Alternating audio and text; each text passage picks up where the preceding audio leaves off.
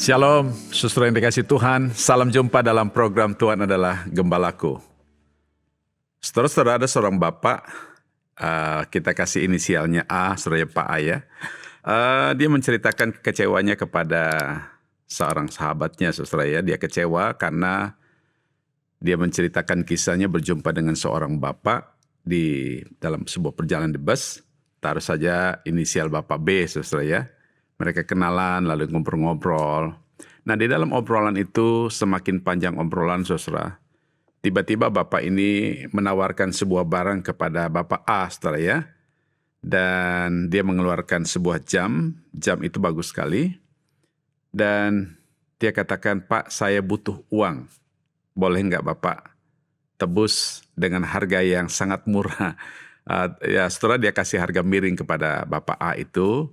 Nah, kemudian memang karena ya jatuh belas kasihan dan Bapak itu punya uang, akhirnya Bapak B katakan, "Pak, Bapak cukup bayar 5 juta saja. Bapak akan mendapatkan barang ini." Nah, saudara, si Bapak A itu langsung mengambil uangnya dan memberikan sejumlah uang 5 juta rupiah kepada Bapak B. Nah, setelah itu, saudara, sampai di rumah, Bapak A tidak pikir apa-apa, saudara, dia tidak curiga apa-apa, dan kira-kira seminggu dia mulai terusik pikirannya memikirkan barang itu, saudara ya.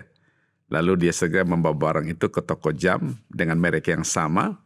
Kemudian dia tunjukkan kepada pemilik toko jam itu dan bertanya, "Pak, apakah ini asli?" Dan pemilik toko jam itu meneliti barang itu, saudara. Memang barang itu baik sekali dan masih baru. Lalu, saudara, pemilik toko jam itu berkata, "Pak, barang Bapak ini memang baik tetapi palsu." Setelah mendengar hal itu, betapa kagetnya si Bapak A ini. Dia sangat kecewa, dia marah sekali karena dia tertipu dengan orang yang menjual barang yang sesungguhnya tidak ada harga, tetapi dia harus membayar dengan 5 juta. Nah, saudara, pertanyaannya adalah mengapa Bapak ini tertipu dengan barang palsu? Kenapa Bapak ini sangat kecewa, ya saudara ya, dengan barang palsu? Kenapa Bapak ini tidak tahu bahwa itu barang palsu, saudara? Saya kira prinsip umum, saudara, kenapa tidak tahu yang palsu? Karena memang dia belum tahu yang asli.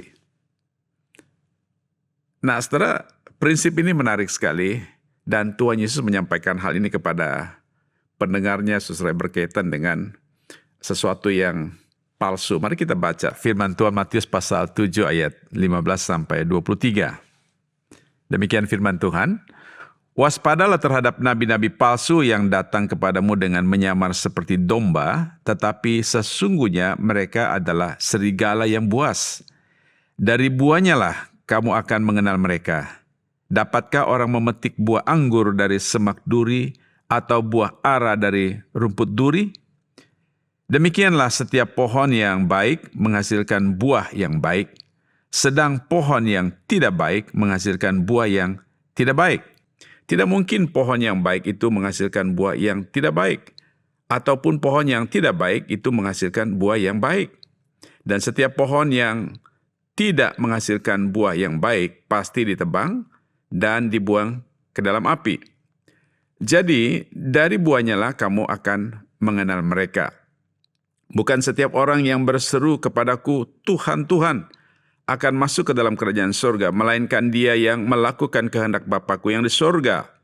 Pada hari terakhir banyak orang akan berseru kepadaku, 'Tuhan, Tuhan, bukankah kami bernubuat demi namamu dan mengusir setan demi namamu dan mengadakan banyak mujizat demi namamu juga?'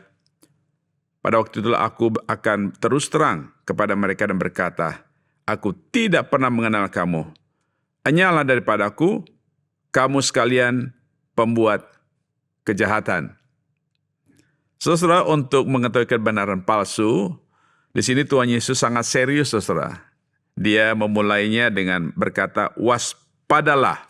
Nah, saudara, waspadalah. Nah, kata waspada ini adalah sebuah peringatan yang tegas, yang sangat-sangat keras, saudara ya. Waspadalah terhadap nabi-nabi palsu. Kenapa Tuhan Yesus menggunakan nabi palsu sebagai sesuatu yang diwaspadai? Karena memang kemunculan nabi itu, saudara, nabi palsu itu sudah muncul pada waktu Perjanjian Lama. Perjanjian Lama pernah muncul nabi-nabi palsu di antara nabi-nabi Tuhan, saudara. Kemudian di zaman Perjanjian Baru pun, saudara, ada nabi-nabi palsu yang muncul. Dan saudara jangan heran, di zaman ini pun muncul nabi-nabi palsu ataupun pengajaran-pengajaran palsu, saudara. Nah, saudara-saudara, dari perikop ini, Tuhan Yesus ingin memberitahukan kepada kita bahwa ada 3 prinsip untuk kita dapat mengidentifikasi untuk mengenal sifat-sifat dan tindakan ataupun perilaku daripada kepalsuan itu. Yang pertama, saudara, sifat kebenarannya itu adalah menyaru ataupun sifatnya itu adalah seperti. Ya, saudara ya. Perhatikan ayat yang ke-15. Nabi-nabi palsu yang datang kepadamu dengan menyamar seperti domba, tetapi sesungguhnya mereka adalah serigala yang buas. Wow, so mengerikan sekali, saudara ya. Mereka menyamar, menyaru, menjadi seperti, mirip-mirip, seperti domba, tetapi sebenarnya isinya, intinya, di dalamnya adalah serigala.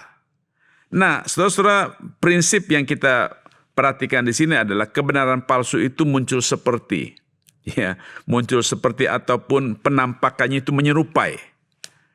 Penampakannya itu meniru ataupun di dalam bahasa kerennya itu imitate, ya, ya, imitate. Nah, biasanya kalau kita lihat barang-barang dagangan itu ada yang orang bilang ini asli, tetapi ini tidak katakan palsu, tetapi ini KW 1, KW 2, KW 3. Dan ada lagi, saudara, yang menggambarkan sesuatu yang sangat-sangat mirip, saudara, yaitu mirror. Ya, artinya ya mirip sekali dengan yang aslinya, sulit untuk membedakannya. Nah, walaupun, saudara, dia mirip sekali, saudara, dari semua desainnya, kualitasnya, tetapi yang namanya palsu tetap palsu. Kan begitu. Ya, misalnya kita saudara lihat buah apel yang asli lalu disandingkan dengan apel yang plastik, saudara, warnanya sama, mirip sama, kita katakan ini kok mirip, saudara ya. Nah, saudara, pemunculan pengajaran-pengajaran palsu itu seperti itu. Dia muncul dengan seperti, dia muncul menyaru, dia muncul dengan imitate, ya, saudara ya. Nah, saudara, disinilah kadang-kadang orang Kristen ketika kita tidak sadar, kita tidak aware, kita mudah terkecoh lalu tertipu dengan yang namanya kepalsuan. Tahukah saudara kenapa si Bapak A tertipu? Karena dia lihat barang yang mirip, sama, seperti asli. Nah, kata seperti bukan berarti sebenarnya, saudara, seperti. Nah, itu pemunculan daripada pengajaran-pengajaran palsu, saudara. Kemudian yang kedua adalah sifat kebenarannya itu berbeda. Kalau tadi seperti, yang kedua adalah berbeda. Ayat 16 dan 17 Tuhan Yesus berkata begini, dari buahnya lah kamu akan mengenal mereka. Dapatkah orang memetik buah anggur dari semak duri atau buah ara dari rumput duri? Demikianlah setiap pohon yang baik menghasilkan buah yang baik, sedangkan pohon yang tidak baik akan menghasilkan buah yang tidak baik. Nah, saudara, di sini memberikan kepada kita prinsip yang baru ataupun prinsip yang lain. Kebenaran palsu itu juga muncul dengan perbedaan yang jelas. Nah, ini tidak sulit untuk kita membedakannya karena memang ada perbedaan yang sangat-sangat signifikan. Oke, mungkin kita berkata begini, dia dari pohon yang sama, dari orang yang sama, tapi mari kita lihat buahnya. Apakah outputnya saudara sama dengan intinya, pohonnya, kan begitu. Atau boleh kita katakan, kita tahu kebenaran. Pada waktu seseorang mengatakan dia adalah orang yang juga percaya kepada Tuhan, tetapi mari kita lihat outputnya, hasilnya apa. Kalau hasilnya berbeda dengan apa yang dikatakan oleh firman Tuhan, saudara, makin menolong kita untuk dapat mengidentifikasi bahwa ini adalah pengajaran palsu ataupun ini sesuatu yang tidak sesuai dengan kebenaran firman Tuhan. Dari apa? Dari sifat-sifatnya, dari karakternya, adapun dari perilakunya, saudara, yang kita lihat nampak. Kemudian, saudara, yang ketiga adalah sifat kebenarannya itu semu. Semu itu artinya boleh dikatakan sifatnya itu tidak tulus ataupun sifatnya itu munafik, saudara. Perhatikan ayat 21 berkata begini. Bukan setiap orang berseru kepadaku, Tuhan, Tuhan, akan masuk ke dalam kerajaan surga, melainkan dia yang melakukan kehendak Bapa-Ku yang di surga. Saudara, di sini memberikan prinsip kepada kita tentang kebenaran palsu itu, dia muncul dengan sesuatu yang sifatnya semu, dengan sesuatu yang sifatnya itu tidak tulus, atau sesuatu yang boleh dikatakan munafik. Ya, dia katakan Tuhan, Tuhan dengan bibir mulutnya, tetapi sebenarnya di dalam hatinya, saudara, jauh daripada Tuhan. Seringkali, saudara, hal ini dikenakan kepada orang-orang Farisi. Mereka di dalam kegiatan keagamaan mereka seperti begitu kusuk, begitu taat, ya, ikut aturan-aturannya, saudara. Tetapi sebenarnya hidup mereka jauh dari Tuhan. Dan ini juga yang, saudara, Tuhan tegur kepada orang-orang Israel. Mereka datang mempersembahkan korban kepada Tuhan, tetapi hati mereka jauh dari Tuhan. Dan saudara-saudara, inilah yang dikatakan dengan kebenaran yang semu. Artinya apa yang nampak tidak sama dengan apa yang di dalam. Nah, itu yang dikatakan, ada nyanyian dikatakan, lain di bibir, lain di hati. Nah, saudara, ini hal-hal yang Tuhan munculkan, Tuhan nyatakan kepada kita untuk supaya diwaspadai. Supaya apa? Supaya kita tidak terjebak, tidak terkecoh, dan tidak tertipu dengan ajaran-ajaran palsu yang muncul di tengah-tengah kita hari ini, saudara. Hari ini adalah hari yang terbuka, saudara. Ya, di mana kita bisa mengakses segala informasi yang kita dapatkan. Nah, saudara, kalau kita tidak mempunyai kebenaran yang kokoh, kita akan terlalu mudah ditipu oleh pengajaran-pengajaran palsu di zaman ini. Saudara-saudara yang dikasih dalam Tuhan, saya mau beritahukan kepada kita bahwa aktivitas rohani tanpa ketaatan adalah kepalsuan. Tuhan mengenal kita bukan berdasarkan aktivitas kita, saudara. Tetapi Tuhan mengenal kita berdasarkan apakah kita taat melakukan kehendaknya atau tidak. Saudara, saya kira kita adalah orang-orang yang tidak suka tertipu dengan kepalsuan. Kita pasti tidak terima, kita pasti kecewa, dan kita pasti marah, kita pasti sedih kalau kita tertipu dengan yang namanya kepalsuan. Dan tentu saudara, kita tidak ingin supaya kita mendapatkan barang palsu. Dan juga kita tidak ingin kita mendapatkan yang namanya kebenaran-kebenaran palsu. Salah satu hal yang harus kita sadari dalam hidup ini bahwa kita tidak bisa menghindari munculnya ajaran palsu atau kebenaran-kebenaran palsu itu hadir di tengah-tengah kita ataupun ada di tengah-tengah kita. Tetapi di sini Tuhan Yesus sudah memperingatkan kita, saudara.